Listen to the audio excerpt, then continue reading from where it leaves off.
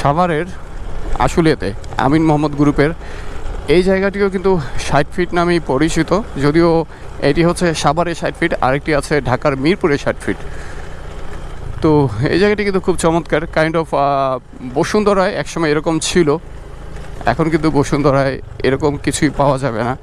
তো এখানে এখনও দেখা যাচ্ছে সেরকম দৃশ্য।